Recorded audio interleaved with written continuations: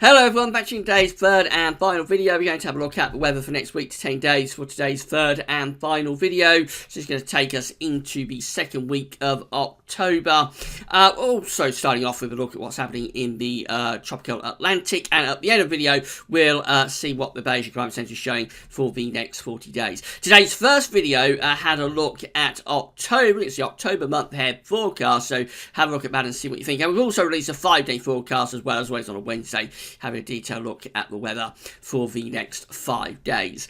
So we'll begin this video by seeing what's going on in the tropical Atlantic. We've got two areas of interest. We've got this yellow X down here in the Caribbean. So we'll just have a quick look and see what the National Hurricane Centre is saying about that. So it's disturbance 1 with a 0% chance of cyclone formation in the next 48 hours. Disorganised showers and thunderstorms over the central and southwestern Caribbean Sea are associated with a broad area of low pressure. Some slow development of this system is possible this weekend while the low drifts across the northwestern Caribbean Sea. So for the next 2 days, it's got a 0% chance of becoming a tropical cyclone. Next 5 days, it has a 30% chance of doing that. And then we've got Leslie up here. Now, Leslie has been hanging around the Central Atlantic for many days now, just meandering around, going nowhere fast, and it's still there, but it has strengthened a little bit and is now actually up to a Category 1 hurricane. So it's giving sustained winds of 75 miles an hour, which does take Leslie into Category 1 hurricane status. We can see what the forecast track for Leslie is, and that's the current position of now Category 1 Hurricane Leslie, just there. Nowhere near any sort of land area, so not impacting too much, but this storm is forecast to move northwards up to weekend, retaining hurricane status then, so by Saturday, so we're in that position, and then it curves eastwards and goes down to a tropical storm. Now, we may see some effects from what is now Hurricane Leslie in around 10 days' time. I'll talk you through that, how that works later on in the video. But yeah, after sort of a couple of weeks of Leslie just being hanging around doing very little, it's now up to a Category 1 hurricane. These are the GFS temperature and precipitation ensembles. Next couple of weeks, we're looking at Bristol, down in the southwest of the country today. So the red line here is the 30-year upper air temperature average for Bristol. We're starting off warmer than average at the moment, but it's going to be going cooler by the end of the week and into the weekend. We could actually get quite a cold and wet day on Saturday.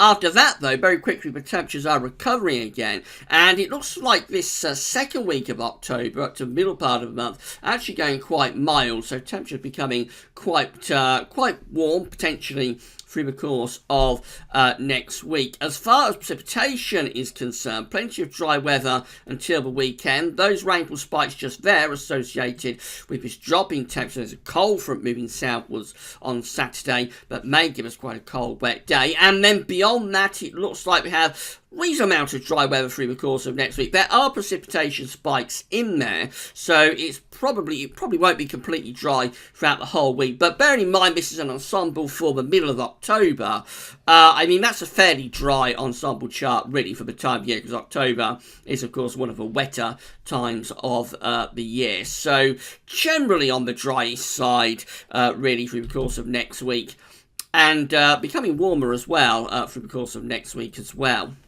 Temperature anomalies from the 3rd to the 11th of October are coming out warmer than average for England and Wales, but a bit cooler than average for Scotland and Northern Ireland. Precipitation anomalies from the 3rd to the 11th of October are drier than average, and this even encompasses the wet day that we could have coming up across some parts of the country on Saturday. But the anomaly for the week as a whole does look pretty dry, especially so for England and Wales. Still, the prolonged dry spell overall continues. This is how the GFS is looking for Saturday. So on Saturday, we've got a front that's sort of strung out across the country, and it may well pep up through the course of the day. It might even develop a little area of low pressure along, although there is some uncertainty about that, but this front is likely to pep up on Saturday, and it's likely to bring quite a wet day some parts of England and Wales. That low pressure should be out of way, or whether it should be out of way on Sunday, and we build this ridge in from the northwest. Yeah, it'll be quite cold with that though, so there's a chance that it could start off with a fairly widespread frost. Early next week will bring low pressure into the north and west, turning wet and windy up there, but high pressure in the south should give a reasonable amount of dry weather. Through the course of next week, the GFS wants to set up a northwest-southeast splits. This is Wednesday, when it's cloudy, wet and windy, potentially for Scotland and Northern Ireland, but England and Wales close to that ridge of high pressure, keeping plenty of dry and fairly warm weather going. And then it's the second half of next week. That ridge of high pressure is actually strengthening. So this is Friday 12th of October, week on Friday, sees high pressure strengthening over and to the east of the UK, keeping these areas of low pressure locked out to the north and the west. We're bringing up quite warm air from the southeast as well, so that could definitely be lifting temperatures at least to the upper teens, maybe even below 20 Celsius, though we would have to watch out for chilly nights and maybe mist and fog patches as well. That's how things are looking at day 10, which is Saturday the 13th of October. High pressure is to the north and the east, low pressure out to west, southwest, and drawing up these sort of southerly to southeasterly winds. So that could be really quite warm indeed. Southerly winds in the middle of October can potentially lift temperatures at least to the low 20s. Possibly, you wouldn't totally rule out the mid 20s Celsius, but it will be very dependent on how much sunshine there was with that. But it does look pretty warm there as we're going up to day 10.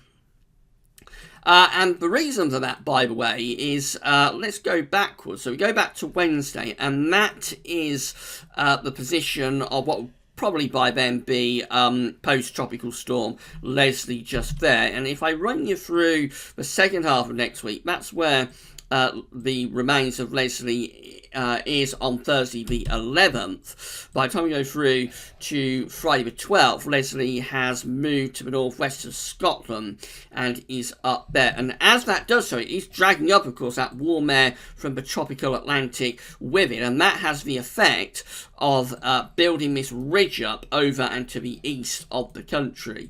Normally when these ridges build in response to the remains of a tropical storm, they tend to be fairly temporary ridges, and they'll very quickly break down again. But certainly going up towards day 10 anyway, as a result, or partly as a result of post-tropical storm Leslie, or post-hurricane Leslie, we do find ourselves in that warm southerly southeasterly wind with this high pressure to the east of the country. Beyond that, into our extended range, this particular GFS run wants to keep this high pressure fest going, so we head into the second half of October, still mainly under high pressure conditions, but there is a lot of chopping and changing going on for this middle of October period, so don't necessarily take that too seriously. This is how the ECMWF is looking, so again, we could get that cold, wet day on Saturday.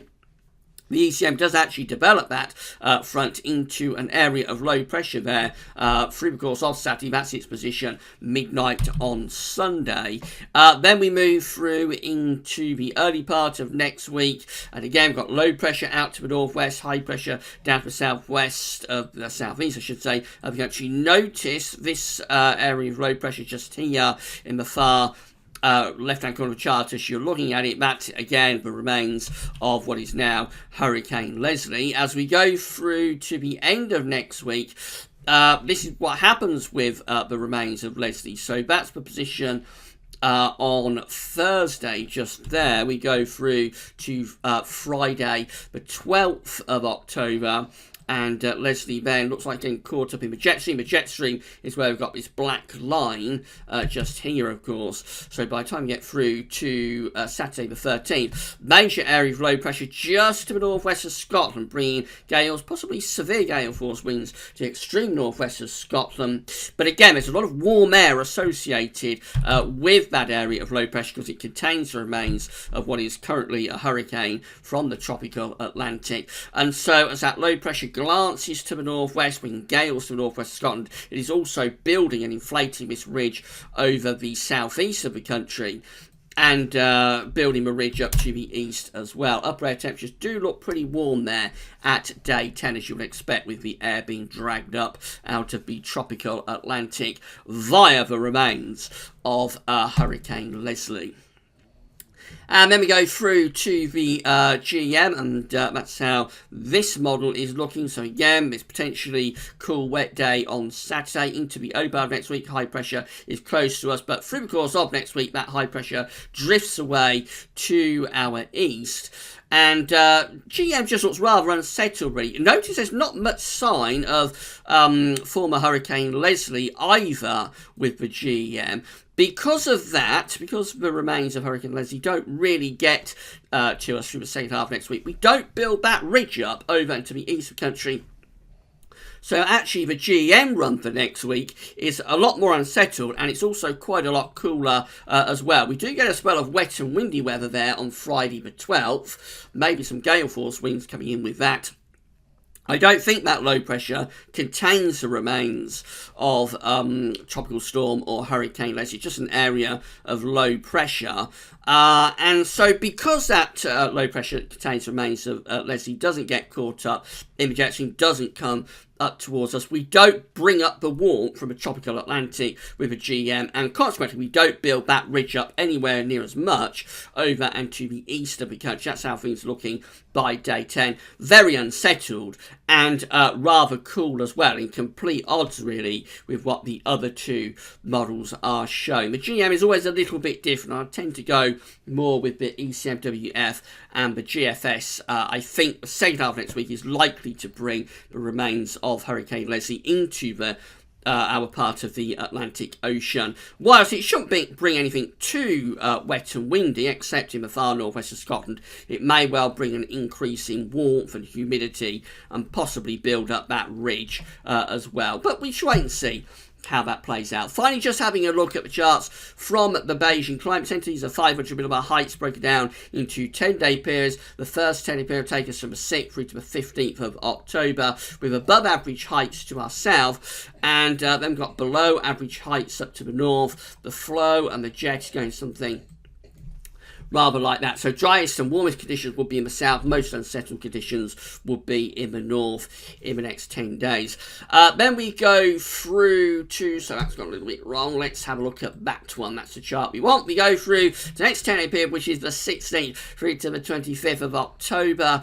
And we have below average heights to the west of the country, with jet stream coming in like that. That one looks a little bit more unsettled, really, in that 10-day period. Where are we going to go next? So let's try that one. So that's not wrong. So we've got the charts mixed up there. We're through to the 26th of October to the 4th of November, with below average heights to the north. The jet stream goes a bit like that, rather unsettled again, and a little bit colder with that one. We'll be bringing the air down from the north, and then you know what this is going to show, because I've already shown you it accidentally.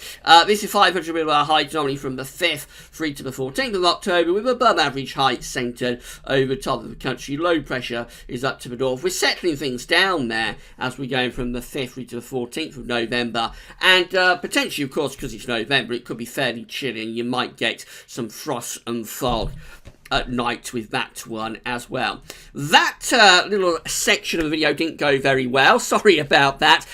Coming back to the weather for the next week to 10 days. So it looks like next week, I think we're trending more towards the warmer, drier side of things, to be honest. Although the GEM does still look quite cool and unsettled. But the other two models are hinting at high pressure still being quite an important player next week. And in fact, possibly inflating close to the country as the remains of Hurricane Leslie just gives us a glancing blow to the northwest, but enough to pull up really warm air out of the tropical Atlantic, potentially build up that ridge as well. So next week could have, let's say, not say an Indian summer, but it could be pretty warm and pretty dry for a time, particularly through the middle and second half of next week. Right, don't forget to check out today's other two videos, and tomorrow we'll be back with your week to 10-day update. That's all for now, and thanks for watching.